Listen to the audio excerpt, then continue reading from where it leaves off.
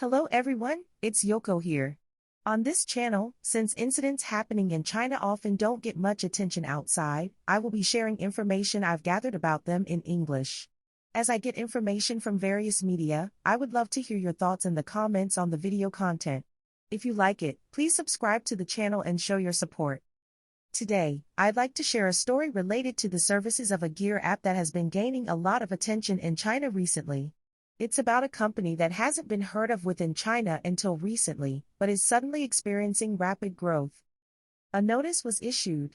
This was from the Shanghai Road Transport Administration, and it informs that contracted vehicles from the gear app are not allowed to operate at the Pudong Airport in Shanghai. Vehicles contracted through the app are strictly prohibited from operating in the airport area. By the way, there is a huge movement of people in China during the peak season. This involves about 9 billion people, and as a result, the central government in Beijing wants to ensure that people's movements are not hindered. However, it is quite unusual that Pudong Airport in Shanghai effectively prohibits the use of the gear app.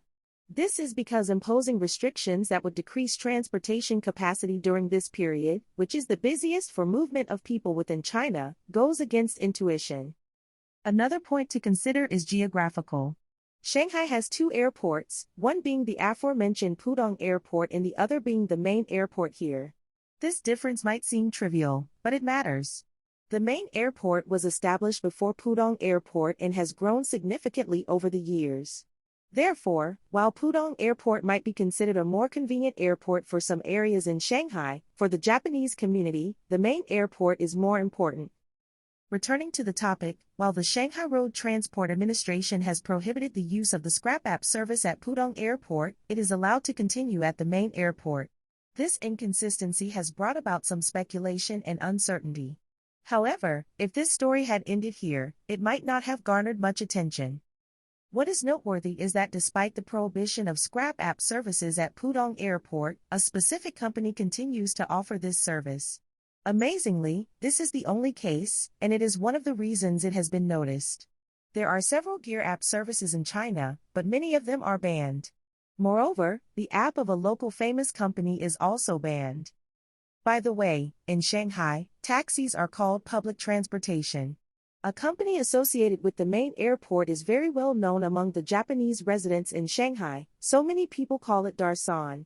This company was established in 1988, but it was actually a subsidiary of public transportation. This old established company in the Shanghai business district is in a strange situation where even its gear app is banned, but one company is an exception. The English name of this company is Airport Travel, and many people living in Shanghai may not have heard of it. Until recently, this company had focused on expanding its business within Shanghai, but it has also entered major airports across China. Even large local companies like them are banned from operating at airports. Airport Travel continues to do so. There seems to be some background to this, but the details are unclear. Some people have researched information on the company's stock structure online and further investigated the company's background.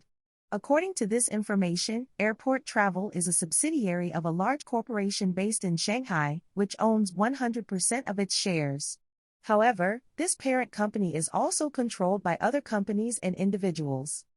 First, the individual ownership of shares is 0.08%, mostly held by the company.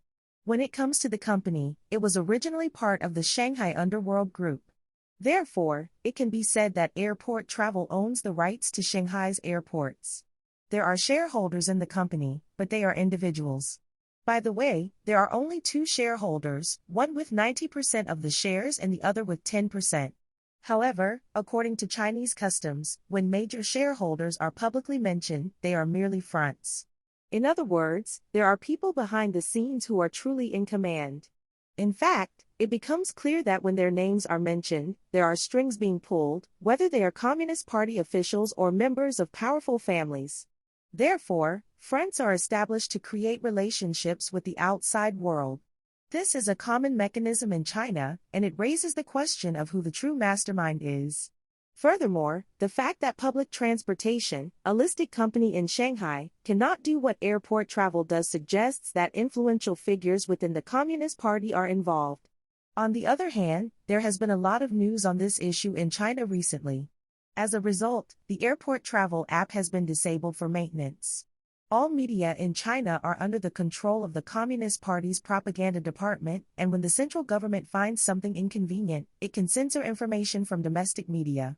In other words, there is pressure to write articles about this issue, but looking at the current state of the internet in China, there are actually many articles about this issue.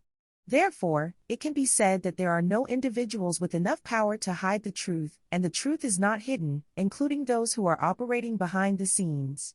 This raises the question of who the true mastermind is. Next, I will explain a little about the situation in Shanghai, which is a bit complicated, later. First, I will explain why a company that was previously unknown in China is growing rapidly. In short, this is because it is related to politics. When politics is involved, businesses can monopolize things like airport businesses. In other words, they can exclude other companies and make it so only they can do it. Because politics is involved, the government can take action against other companies. In this case, the Shanghai Transportation Administration said, "Please don't do business." However, somehow, only one company can do business at the airport. It is interesting that they have become profitable by conducting business in this way, and their performance has been remarkable, which led them to go public. Furthermore, in China, when big shots from the Communist Party are involved, things become tight, making it easier to raise money and get loans. This leads to huge expansion. Until now, they have been listed in New York, but improving services or creating a better environment is ridiculous. When working with big shots of the Communist Party, competitors are excluded by political power, and you can make as much money as you want. Then, after listing and pulling in money from various funding sources, you can expand the business in the same way. However, if there is a conflict with existing companies with vested interests and it cannot be politically adjusted, problems may develop within the Communist Party. So, in this case, we are talking about the situation, but there are two ways to look at it. One is the power trying to monopolize the airport business. It could accurately be said that the company Airport Travel has political power to form a profit-sharing community with this company. This is called the money aspect of the aspect. Now, the power of the Communist Party is concentrated in money, and Xi Jinping's people are trying to do that. However, as mentioned above, Shanghai business is involved in various vested interests, so if someone tries to monopolize business like this, there are many people who will lose money, and there is still political power. And there are also people who are opposed to the central government. They have been calling for anti-corruption for a long time and are being watched all over the world. But it is difficult for them to say stop it to the gathering of money, so if they are asked to stop providing information, they can say you are the one responsible for corruption and malpractice. It will be said. So, they are trying to monopolize business using the slogans of anti-corruption and anti-corruption of the Communist Party, and they are opposed to the power trying to monopolize business in this way. Therefore, this information is not hidden, and it is considered that it is not hidden. Another way to look at it is that the power of airport travel is originally not from the gathering of money, so it is thoroughly attacked for trying to monopolize business.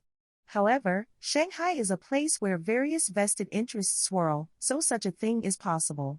The fact that someone can do this means that they have the power to silence people with existing vested interests, who are believed to be involved in the gathering of money. Powerful people are involved. That's my thought. So, while there is room for discussion about what will happen in the future, the way the story has spread so far, and the fact that the media in China are also attacking it, the people mentioned as fronts will probably have their tails cut off and be punished. For example, next, there may be Communist Party officials behind them included in the party trial.